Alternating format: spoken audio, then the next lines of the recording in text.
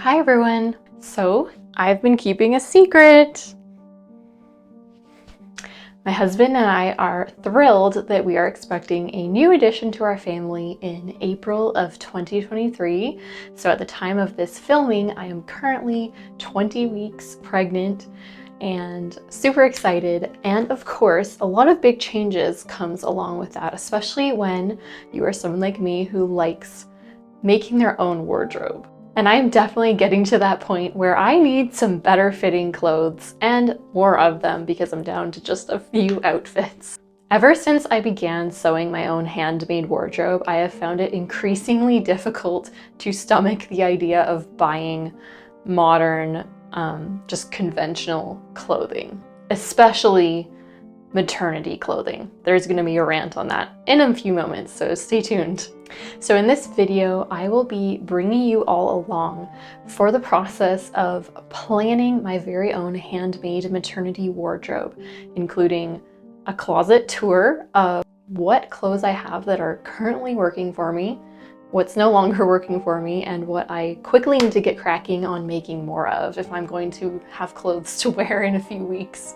But before that, I will actually be sharing with you my unique take on why I don't like modern maternity clothing, and why I actually far prefer the aesthetic and feeling and fit of historical or vintage maternity clothing.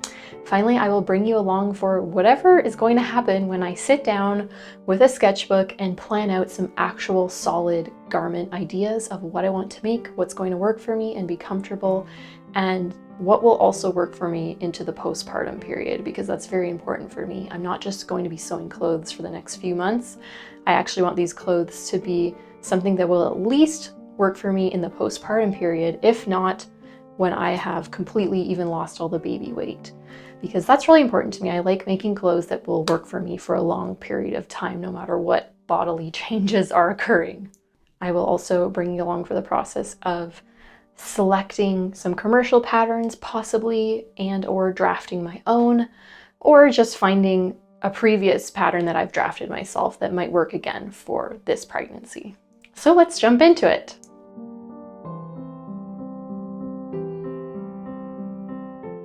So in my very first pregnancy, I was just your typical first-time mom. I was so happy and thrilled to be having a baby and to have that baby bump. I was obsessed with the baby bump. I wanted everyone to see the baby bump and showcase it. And if you're aware of what modern maternity clothing is like, it is perfect for that. So if that's the space you're in as a pregnant mama, go for it. Modern maternity clothing is all about that skin-tight fit, cinching everything in to showcase the big belly. And honestly, I think modern maternity clothing makes it entirely possible for a random onlooker just on the street to be able to give a pretty accurate guess at exactly how far along you are in your pregnancy. It is that skin tight and that revealing of the belly. So for my first two pregnancies, I did wear a lot of typical maternity clothing, as well as just some thrifted, somewhat oversized clothing to fit my belly. By the time I got into my third pregnancy, I did still have some of my store-bought maternity clothes, but that was when I was really starting to sew some of my own maternity garments. And I absolutely loved them, even though looking back, they weren't quite at the level of what I would want to make now, but they were still really nice and I really liked them and I got a lot of wear out of them. By my fourth pregnancy, so here I am revealing, this is baby number 5 for me. By my fourth pregnancy, which actually has been recorded on YouTube, if you look at my older videos, that was about when I started my channel. That was when I went full blown into making my own clothing. So I don't really think I wore almost a single store-bought item, except for, of course, like underwear and socks and tights or whatever, but I made everything and I had a full-on historically dressed pregnancy, I should say.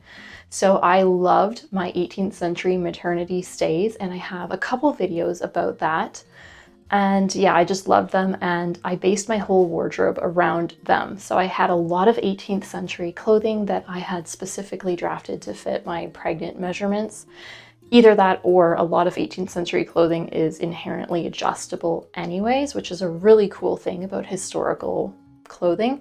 They didn't have non-maternity and maternity clothes. It was generally often very adjustable to fit women throughout the different stages of their lives. So other than the 18th century stuff, I also had a couple Regency style dresses that I absolutely loved, and I do have a video about making that. I loved my 18th century jackets, my 18th century petticoat, and I do have a video about the making of that. I also made this shirt during my last pregnancy. It's an Edwardian blouse, and it was tailored to be more maternity friendly. But the great thing about it is that it's also completely wearable when I'm not pregnant as well. And another garment I made in my last pregnancy that I absolutely loved was my 1950s maternity shirt dress. The reason I absolutely adored that dress is because not only did it help me feel comfortable and beautiful in my pregnancy, but it has lasted me solidly through the couple years after that pregnancy and still into this one.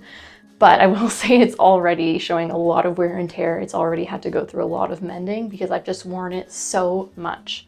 The reason it's so versatile is because it has a 1950s fit and flare silhouette. But of course, since it was originally a maternity dress, it does have a lot of extra room in the waist, which then means that when I'm not pregnant, I can cinch in that extra with a belt and it just kind of floofs out the skirt more. So it has really been a tried and true garment for me, and I do want to make another one of those for sure.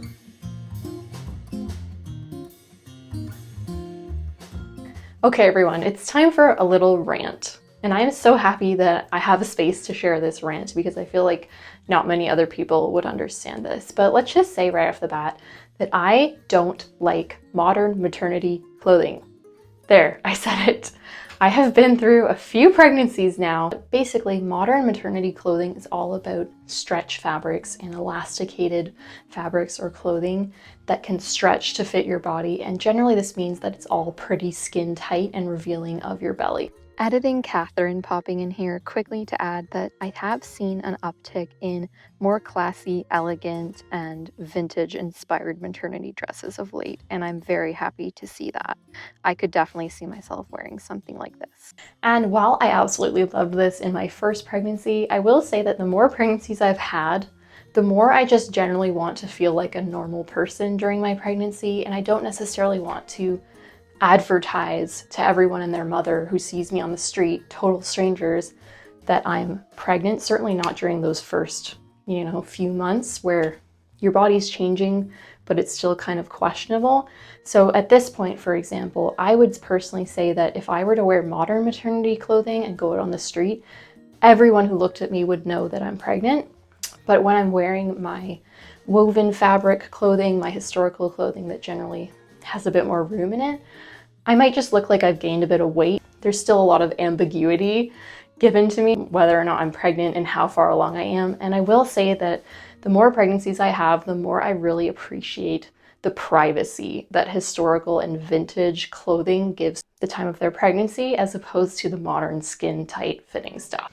Finally, I just generally do prefer woven fabrics like linen to modern knit stretch fabrics. I have nothing against modern knit stretch fabrics. I do, like, my underwear is all made of modern knit stretch fabrics.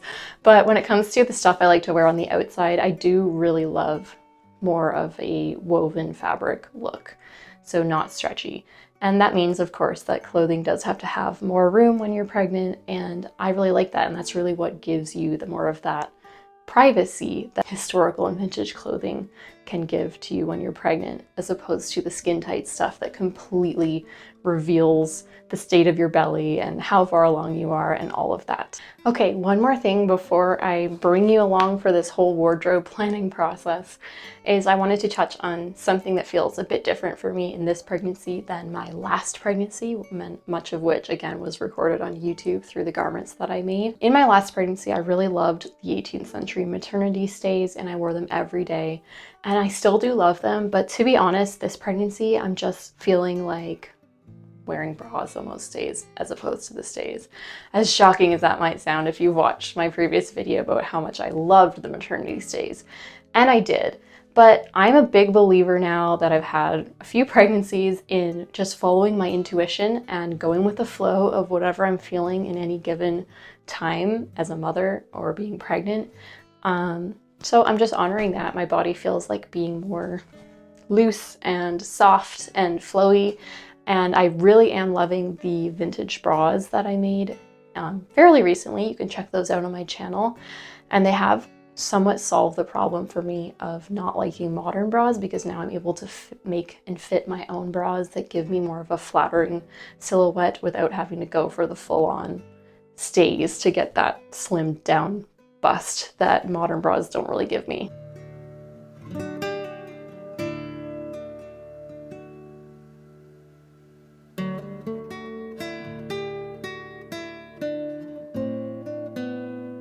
That's probably another thing I'm going to have to make some more of, because if you've been pregnant, you'll know that that also brings a lot of changes in the bra department. And those bras that I made just at the very beginning of my pregnancy are now pretty small for me. So I'm going to possibly look into adjusting those just through extra back hook and eye attachments, but also making some larger size ones for later in my pregnancy, as well as those early months of breastfeeding. So you're going to want to stick around if this interests you, and let's jump into it.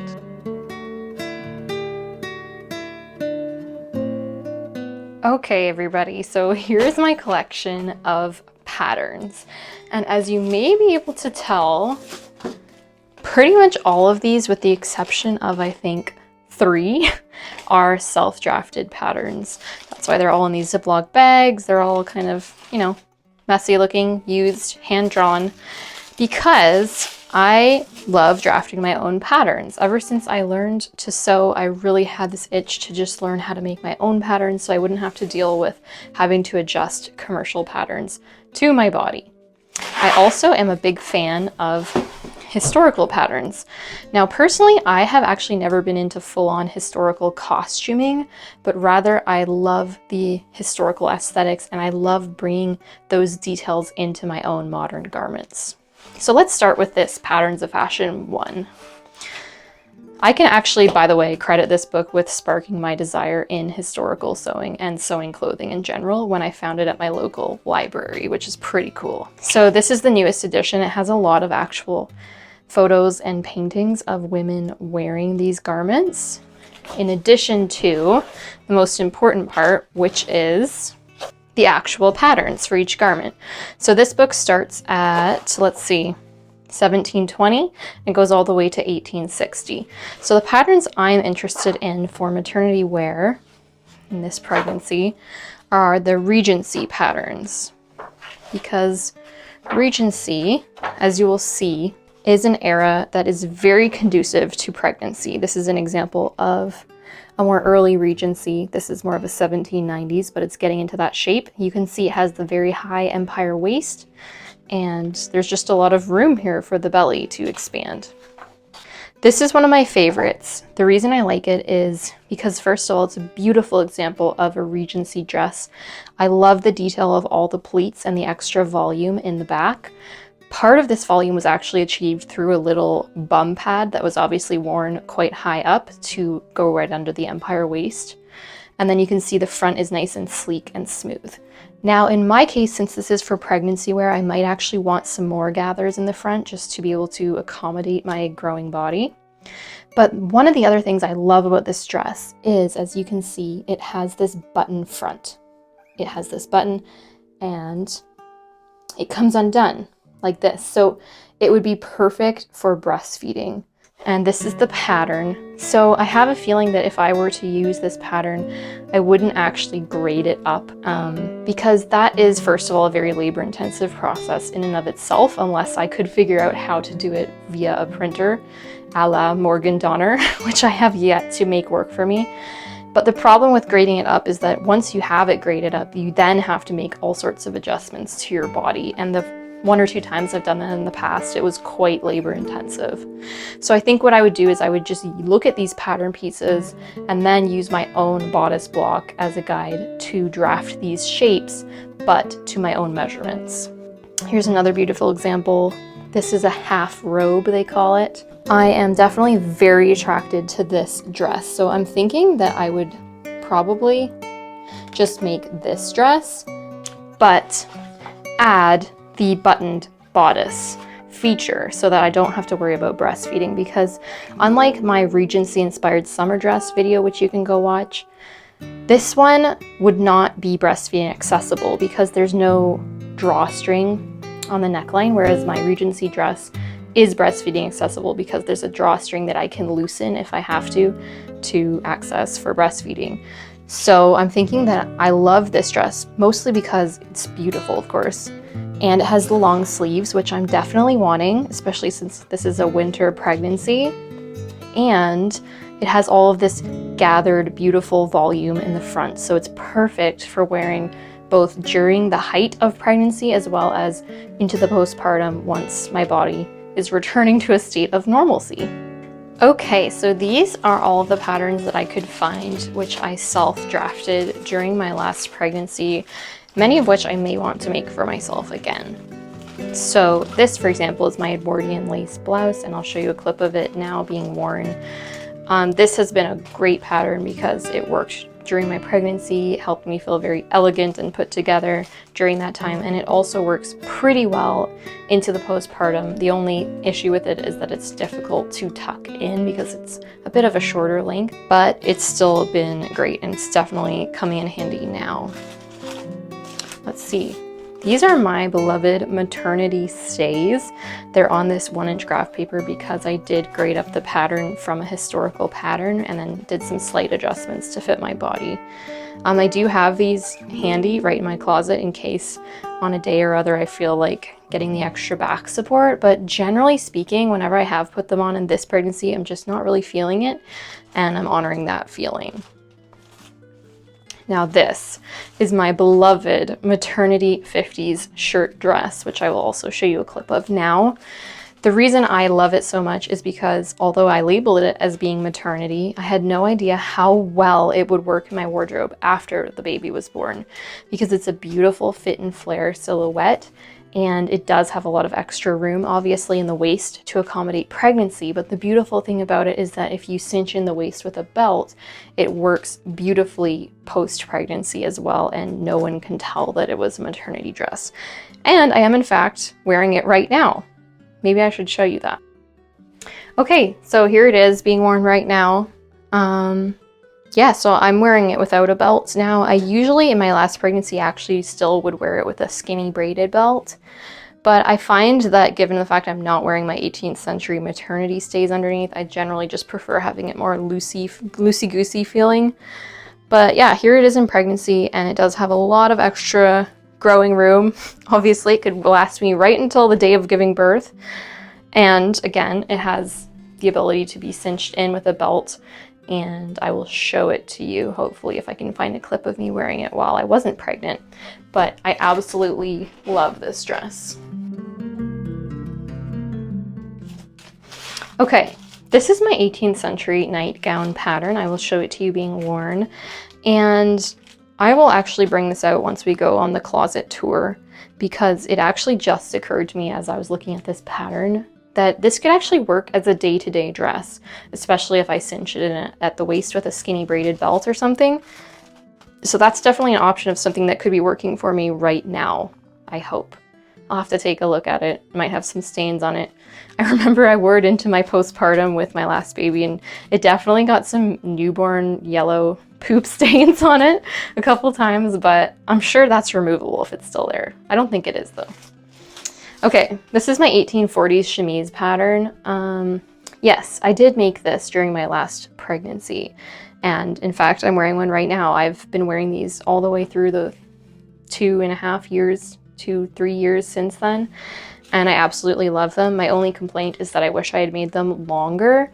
They're more of an undershirt, like a long undershirt now, so I think it'd be great to have some longer ones that could actually function as a slip as well as an undershirt. Okay, this is my beloved Regency summer dress pattern. I will show that to you now. I made this in a nice olive green color as well as a white color, and I'm wearing both of those now. In fact, I had thought a few months ago that my green one had finally bit the dust and put it away to be used as scrap fabric, but I'm so desperate for clothing that I brought it out again and patched up the worn areas, and it's still usable. I think it'll still get me through this pregnancy. It's such a versatile dress. It's so comfortable. It's made of linen, so it is very durable. It works in my day-to-day wardrobe. And of course, it has a lot of room for pregnancy, and it's very adjustable because the waist, the neckline, and even the bottom of the sleeves are all controlled with a drawstring. Finally, this is my orange 18th century jacket, which doesn't say maternity on here, but it was drafted to my pregnant measurements. And I absolutely adored this, especially when I was wearing it over my 18th century stays. I'm not so much feeling the 18th century jacket look this time around, especially since I'm not wearing my stays every day. But what I loved about this was it had these beautiful flared sleeve cuffs. And it's a great way of visually drawing the eye away from the huge belly and kind of balancing your silhouette in the back, because they kind of stick out in the back.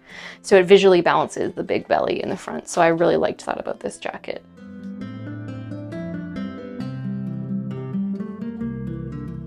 I'm realizing how brave I was to do a closet tour right now because it's needing a lot of organization at the moment, and I'm not even going to show you the bottom of the closet. But anyways, let's go through this stuff. This is an orange linen pleated skirt, and I'm going to talk about why that has not been working for me, unfortunately, in this pregnancy. Excuse the fact that this dress is inside out at the moment, but this is my Regency summer dress. Yes, you can see it's been patched there, and I need to trim off some of that excess. Excuse that.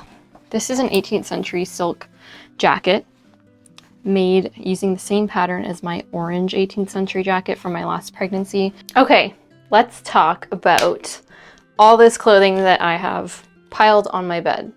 Okay, so as you can see, this is number one dress that is still working for me. It has sadly needed a lot of repairing. It's definitely noticeable, but I'm in a pinch and desperate times call for desperate measures. But it's working for me, and I love this dress because it works amazingly into the post-pregnancy period as well, especially if I cinch it in with a belt. I have a lot of shirts that are still working for me, and this is the first example. Ignore the wrinkles. It was stuffed into a drawer, but honestly, when it comes to linen, I don't care about the wrinkles. I just love it so much. I'll take the wrinkles. It's a tuck-inable shirt, but for pregnancy will also work because it's just very loose and long, and it will work great as long as I can have a skirt to wear it with. So finally, this is my 18th century nightgown. Of course, there's this big yellow stain on the front. It has been washed many times, but that stain obviously needs some bleach or something. It just occurred to me as I was going through my old patterns and I saw this pattern that this could potentially work as a day-to-day dress. It could work if I pair it with a braided leather belt at the waist, and it's obviously very roomy and adjustable for that reason. This is a beautiful handmade dress that I bought from a seamstress in Russia, and I just loved it when I saw her pictures on Instagram and she was selling it, so I bought it. And I bought this about a year ago, but the great thing about it is it's very roomy, very loose, sort of that tent style maternity dress fit. It's inspired by the 16th century, I believe, and I love it. It's very unique and comfortable. So this is one of those two vintage pleated linen skirts that I told you about. I loved it because it's very similar to the orange pleated skirt. It's very similar to the orange pleated skirt that I made myself. The cool thing about its closure method is I believe it's from the 70s, and it closes with these buttons at the side, the left side. So the way that I've been making it work for me is that although the waist is now too small for me, I am just typically leaving the top button undone, or maybe by the evening once my belly gets super big from eating dinner, I'll leave the top two buttons undone. And the reason why that works is because I'm typically wearing this with a longer shirt that's sitting over top of the skirt, so it covers up the fact that I'm going around with a partially unbuttoned skirt. The great thing about an 18th century petticoat, and unfortunately I no longer have mine to show you because it's completely threadbare at a patch in the front, so it's not usable anymore. But the great thing about it is that it's completely adjustable. It does have a tailored looking waistband like this, but you can tie it. It's a tied closure method, so it's completely adjustable for pregnancy. Here's the sister skirt to this one, and cool enough is that these skirts, along with a bunch of other colors, were all from the same ladies collection who sold them to the vintage store, and they were all in like perfect mint condition, and I believe they're about 50 years old. This is my simple Edwardian blouse, which you can find the making of on a video by the same name. It will work for me into pregnancy as long as I have a skirt to wear it with. I love it because it has this interesting yoke with the pin tacks that go all the way down the sleeves. Okay, so this is the green Regency summer dress that I told you about that I had actually destined for the scrap pile because it was really wearing out. And I do have a white version of it as well. It currently needs to be washed, so it's in my basket right now. I love this. It's seen a lot of wear and tear, as you can see. I had actually thrown it into my scrap fabric pile, but I decided to bring it out again and just make it work, see if I could make it work for at least another few weeks while I get my wardrobe stuff together. But it's completely adjustable with drawstrings at the sleeves and the waist and the neckline, so it's great for pregnancy and postpartum. Here is a beloved linen pleated skirt that I made for myself. These are actually cartridge pleats. This is small cartridge pleats. And this is large cartridge pleats, but they're made with the same technique. The reason it's not working for me, however, is because of the closure method. It does not have any kind of placket, so it was designed to be closed like this.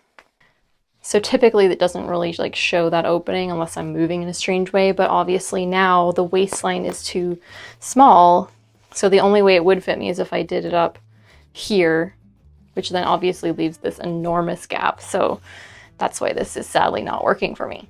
My beloved 18th century dressing gown, which I made specifically for postpartum wear, just to treat myself and have a nice garment to wear after having my last baby. And I love it. I love how the beautiful tiny little cartridge pleats turned out. But I was looking at this recently and I actually realized it could probably work as a day-to-day dress. It's obviously worn over top of a chemise because it has this open front. And then it has these ties at the waist. The hem length is a bit uneven. It's a little shorter in the front and longer at the sides and back, which is exactly the opposite of what you want in a maternity garment because you need a little extra length in the center front to accommodate the bump. But in a pinch, that could work for an everyday garment.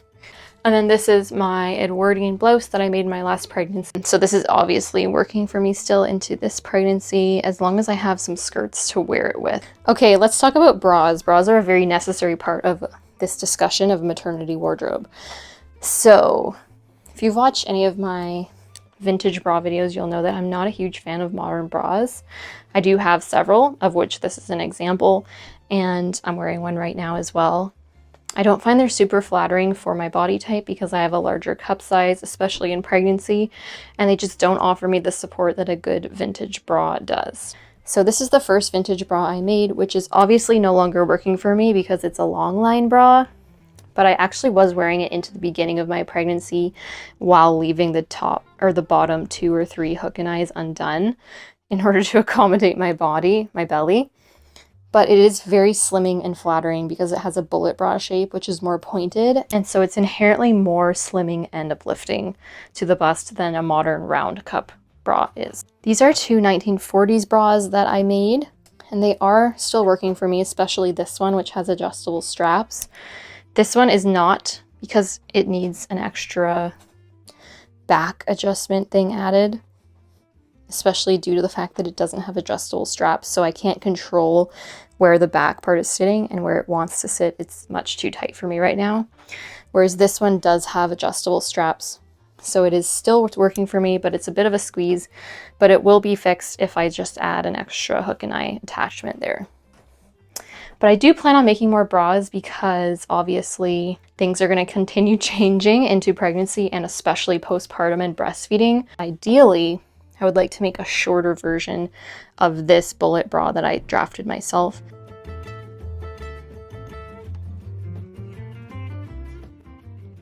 Okay, so here I'm just drawing a sketch of one of the maternity outfits I would like to make for myself to go with one of the many shirts I currently have that are working for me. I would like to make another 18th century petticoat or pleated skirt because it's classy, elegant, flattering, but highly adjustable for pregnancy.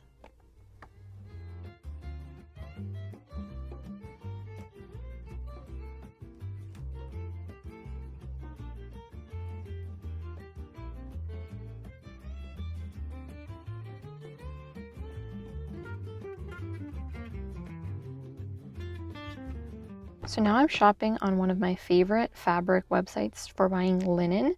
Here in Canada, I like to shop from the website purelinenenvy.ca. And I'm just looking for some nice linen to make my 18th century petticoat out of, as well as a potential Regency dress. And I'm also looking at this awesome PDF pattern package from Sense and Sensibility Patterns for a variety of Regency dresses.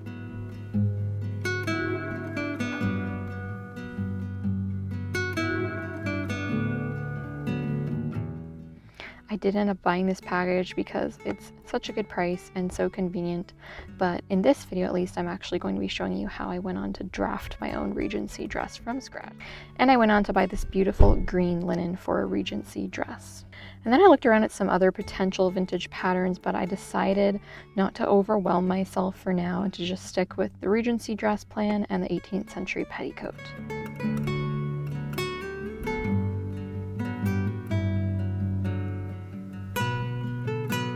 Hi everyone, so there's been a slight change of plans. As you can see behind me, last night I was ironing up this beautiful pinstriped fabric, and I had every intention of actually last night cutting out another 1950s shirt dress pattern, so this exact dress, making a replica of it, because I did like it so much in my last pregnancy and I have continued to love it. However, I don't know about you, but I find that fabric can have its own voice very often and tell you as you're handling it and looking at it what type of project it might want to be made into or be very suited to. And in the case of this fabric, I just couldn't get it out of my head, that beautiful dress, that Regency dress that I showed you in Patterns of Fashion 1.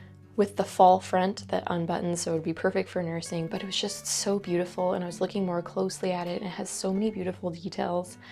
And I actually ended up spending at least 45 minutes last night before going to bed working on drafting my own version of it using my very own bodice block, so avoiding the whole having to scale up the pattern and then adjust it to my measurements.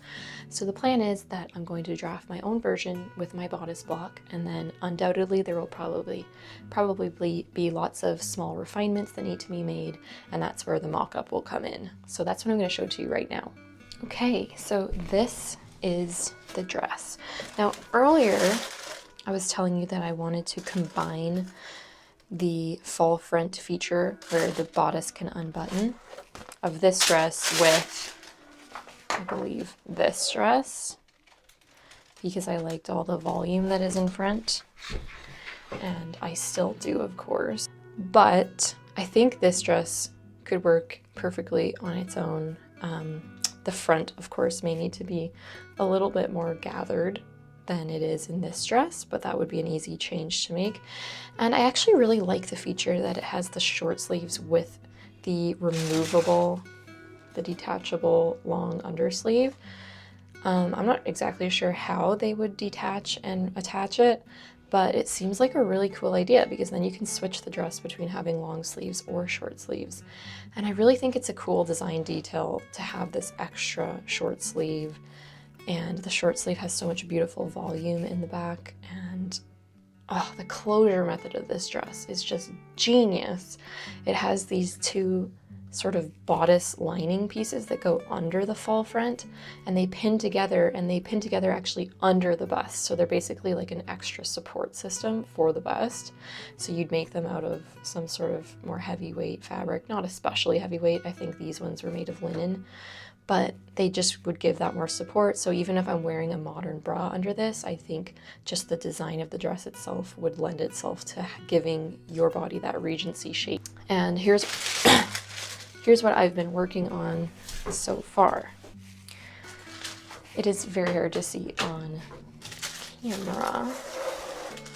That helps. So here's the front bodice that I have so far. It still needs some refinements because I seriously lowered the neckline from the original bodice block neckline, and so I'll need to slash and overlap to get rid of any gaping that would happen.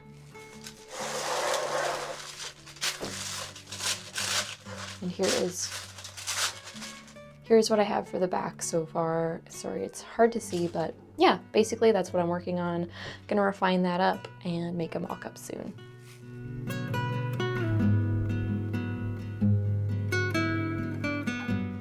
Hi everyone! So an exciting update. Today I received in the mail this box of linen from Pure Linen Envy, and oh my goodness, I just love the feeling of linen when you've just received it. It just feels so luxurious and high quality and strong, like it'll last you so long. So this is the dark blue linen that I bought for my 18th century petticoat that I'm going to make, also just known as an 18th century pleated skirt, as that video is called on my channel from my last pregnancy. I'm really excited about using this color for the skirt because it's a darker value of color. So in pregnancy, especially when you're thinking about how you're going to dress, it's really all about bringing visual balance. So if you're going to have either a top or a bottom that's darker, it's usually better for the darker color to be over your abdomen and lower half because it just helps bring visual balance to your pregnant body. And then this I'm very excited about. So I actually thought that this fabric was going to be more like, I pictured it being more like this color. This is my silk noil blouse, but it came and it looks more like this, but I'm actually very excited about it because first of all, I do also think that this color looks good with my skin tone and everything, but it's also very Christmassy. So now I'm thinking that once I finish my Regency dress pattern, rather than making it out of this fabric right away, maybe I'll see if I can squeeze it into be made out of this fabric before Christmas. Okay, now I'd like to talk to you about this dress because I have now completed the pattern, at least for all of the upper stuff. I'm not sure if I'm going to bother making a pattern piece for the skirt. I do have all the dimensions written down that I'm going to need the skirt to be, so it's not totally necessary. But I'm going to talk to you about how I made the bodice pattern. So this is the pattern in the book. So a lot of people will use the approach of simply scaling up this pattern either manually or with a computer and printer and then adjusting it to their body. But for me, I haven't yet figured out the computer scaling up, and it's a lot of work to manually scale up a pattern this large.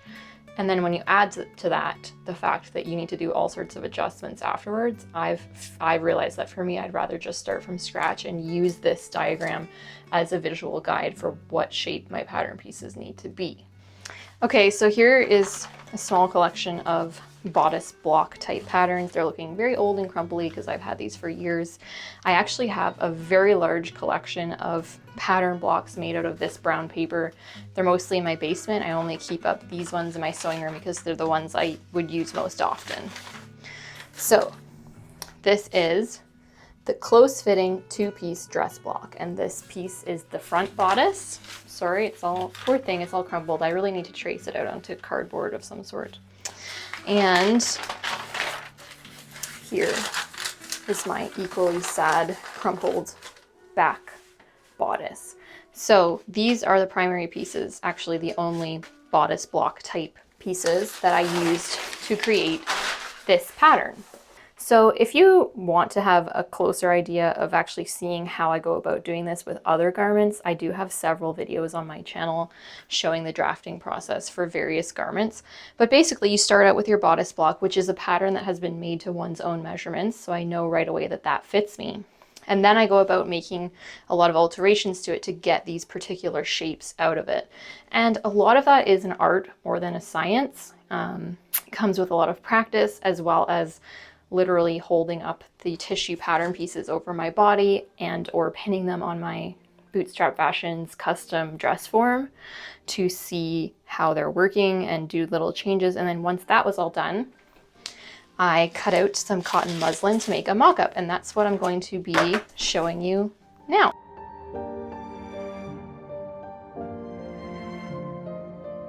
Okay, so here is the mock-up. I am actually very, very pleased with how this has turned out compared to the last time I attempted drafting my own patterns from a Patterns of Fashion book. That was a lot more challenging, and this went a lot more smoothly, partially because I got a lot of the wrinkles ironed out, so to speak, during the paper drafting process and doing some tissue fitting on myself. If you hear any floor creaks, excuse my 100-year-old hardwood floor. Anyway, so this is the bib front part of the bodice. I believe that's what it's called. The book calls it a fall front. So it's basically just a rectangle of fabric. I did pin these two tucks into it just to approximate the amount of gathering that's going to be taking place right here. This is literally just pinned on top, and I'm later going to unpin it and show you what it looks like underneath, because this dress has a really cool design feature. Here's the sleeve. Right off the bat, I'll show you this. I found that as I was bending my elbow, the seam just ripped open. So what that tells me is that I need to give myself some extra room in this sleeve. Although I love the look of the close-fitting sleeve, I either just need to give it a little more width or make a curved sleeve pattern. I don't know if this is something that was ever done at this time, but I'll look into it. You'll also notice that the sleeve is looking a bit short on me right now, and that's because I found that as I was pinning the sleeve in, I found that there was a lot of extra fabric here, so I ended up just pinning a little more of the sleeve up into the seam, which means that I'm going to need to later re-add that length to the wrist portion. Now, as it is, when I come up closer, you can see that there's still quite a bit of wrinkling taking place here. Not so much at the back, it's mostly at the front here. So this either has something to do, at least partially, with the placement of the sleeve in the arm's eye. Maybe it needs to be rotated a little bit, or I just need to reduce some of this length and shorten some of that sleeve curve, which I'll then have to later add back to the overall length of this short sleeve. And you'll notice that the sleeve is comprised of a shorter sleeve and a longer sleeve. The shorter sleeve is only going to be visible up into about maybe here. This is where it's stitched on. There's going to be an upper sleeve that goes over top of this to about here or so. One more thing I want to show you here is this seam right here. This is the shoulder seam, and it really should be sitting about here. So I'm just going to move that back. So if we look at the back, you can see that there's been some rippage that occurred just through the process of putting this on. And what that tells me is that this neck hole actually just needs to be lowered a bit, which will in turn make it a little bit looser. And I think it should be sitting actually a little bit lower than up here anyways. It should be a little bit lower because Regency necklines are known for being Regency back necklines are known for being fairly low.